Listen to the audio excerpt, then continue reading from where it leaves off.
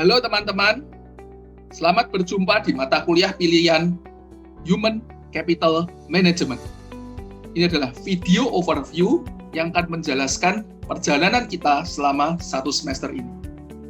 Teman-teman, tahukah kalian bahwa mengelola manusia di dalam satu perusahaan itu ternyata termasuk pengelolaan yang paling sulit, paling sukar dibandingkan pengelolaan lain.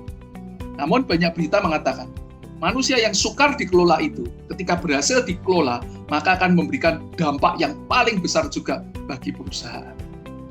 Nah, banyak pengusaha itu mengalami stres akibat masalah karyawan, manusia. Baik karyawan yang malas, karyawan yang bertengkar, konflik satu dengan yang lain, karyawan yang protes, demo, maupun karyawan yang akhirnya mengundurkan diri.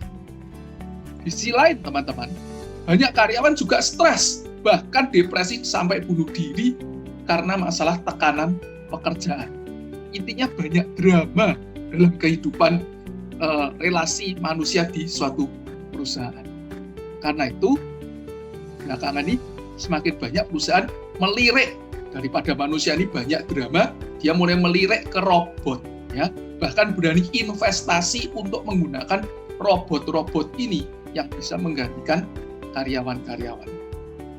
Di sisi lain, para pembuat robot tahu bahwa itu semakin banyak dilirik, mulai memproduksi massal.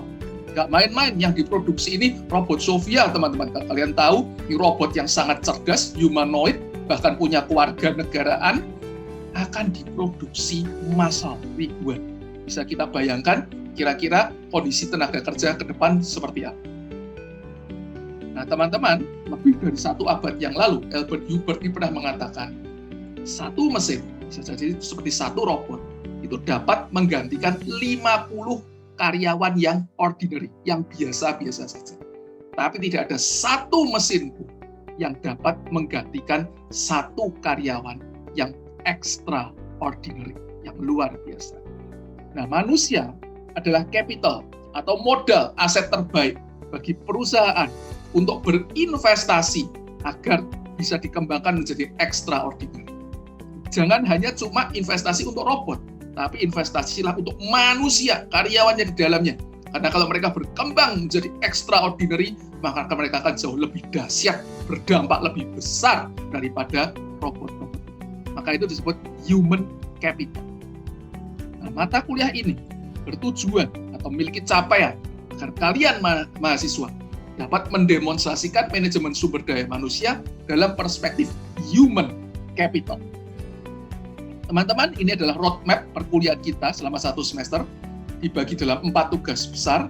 Yang pertama, nanti akan ada SA1, week 1 sampai 3, nanti tugasnya SA1, bobotnya 23%. Kalian akan mulai belajar dulu tentang staffing organisasi, penempatan karyawan di satu organisasi. Diawali dengan analisis jabatan, rekrutmen jabatan, dan seleksi kerja. Kemudian setelah SA1, akan masuk ke minggu-minggu berikutnya sampai dengan UTS, yaitu tentang perencanaan SDM. Kalian akan belajar tentang evaluasi jabatan, struktur dan skala upah atau gaji, kemudian perencanaan tenaga kerja, dan analisis beban kerja. Bobot dari UTS ini adalah 27%. Setelah UTS, teman-teman, kalian akan belajar tentang pengembangan SDM.